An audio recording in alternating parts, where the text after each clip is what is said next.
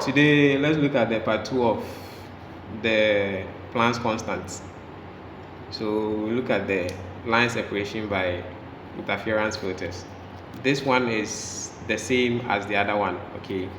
The only difference is that for this one, the table, we've been given the wavelength, the value of the wavelength, okay?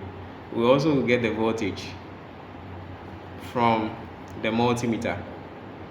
So we can use our F equals to the speed of light on lambda to get our frequency, and then we can use the lambda here to get the filter colors. Okay, so this time around we have the wavelength. Now for the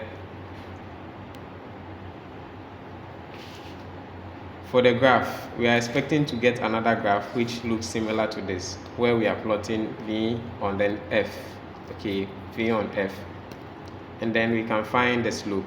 Okay, now after finding the slope, we can come and use the equation. So this is the equation we'll be using. So this is the electron, the energy of the emitted electron, EV. Our H is the Planck's constant that we are interested in.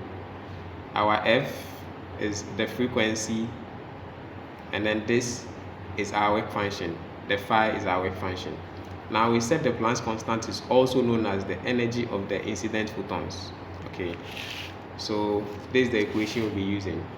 Now from there, we can come and find the slope from the graph. So assuming we are done plotting the graph, we find the slope, we calculate for the value of the slope, then write the answer. After doing that, we can come and quote back this equation right up here. We can call this equation 1. But the next thing we do is we are interested in plotting the V, right, electron volts. So we want to take the E out of it, and then we plot this against this. So what we do is divide both sides by the E so that this one leaves, right? So that we have this on this and this on this. Now this E, right, this E that we separated from the energy of the emitted electrons now becomes our electron charge, where the value of our electron charge is 1.620602 times 10 raised to the power minus 19. Okay, so after that we can separate our F function from here. So you can separate this. When we have this on E, this is the same as on E, so we can just separate this, right, our F from this, so that we can plot this against this. In doing that, we can compare to the equation of a straight line, then our Y component, right, becomes our V, our S component becomes our F, our M, which is our slope or gradient, becomes H on E, then our intercept becomes our work function. Mind you, we are interested in finding Planck's constant and then work function. So after having the value, the answer of the slope, let's say we had 10, example, let's say the answer of the slope is 10. We come and equate our slope equals to this. So our slope will now be equal to this, where we know this, so like this, right? So we can make H the subject and we find E. We find H, where E is our electron charge, which is 1.602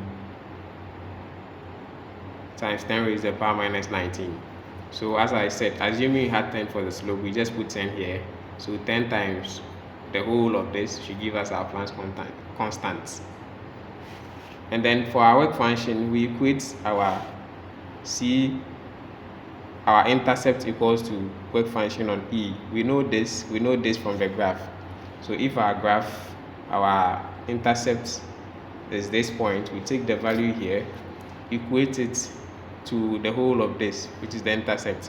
Now we can find our work function using this and this. So we can multiply, we make this the subject, and then we find work function. Okay.